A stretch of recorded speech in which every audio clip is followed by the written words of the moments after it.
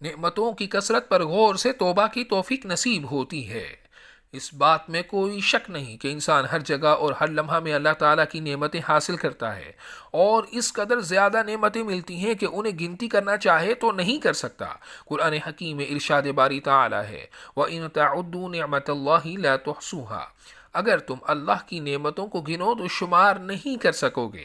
جب انسان اللہ تعالیٰ کی طرف سے ملنے والی نعمتوں کی کثرت اور اپنے گناہوں کی بہتات پر غور کرتا ہے تو دل میں حیا و شرمندگی کی کیفیت پیدا ہوتی ہے، جس کی برکت سے توبہ کرنے اور اپنے اندر مثبت تبدیلی لانے کا ذہن بنتا ہے۔ حضرت ذوالنون مصری علیہ رحمہ ایک تالاب کے کنارے موجود تھے۔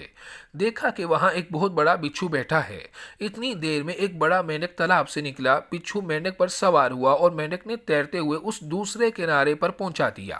یہ منظر دیکھ کر حضرت ذوالنون رحمۃ اللہ علیہ نے اپنے ساتھی سے فرمایا، چلو ہم بھی دوسرے کنارے کی طرف چلیں، اس بچھو کا عجیب و غریب واقعہ ہوگا۔ دونوں حضرات تالاب کے دوسرے کنارے پر پہنچے تو دیکھا ایک نوجوان نشے کی حالت میں پڑا ہے۔ اچانک ایک اژدہا اس کی طرف آیا، اس کی ناف سے سینے پر چڑھا اور کان کی طرف بڑھنا چاہتا تھا کہ بچھو نے اس سانپ کو دبوچ کر ٹکڑے ٹکڑے کر دیا۔ پھر بچھو تالاب کی طرف گیا، وہاں مینڈک پر سوار ہوا اور واپس پہلے کنارے کی طرف چلا گیا۔ سیدنا ذوالنون رحمۃ اللہ علیہ نے نشے میں مست اس جوان کو حرکت دے کر ہوش دلائی۔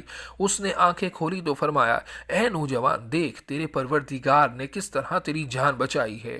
یہ سانپ تجھے ہلاک کرنے آیا تھا اور اس بچھو نے اسے مار ڈالا ہے۔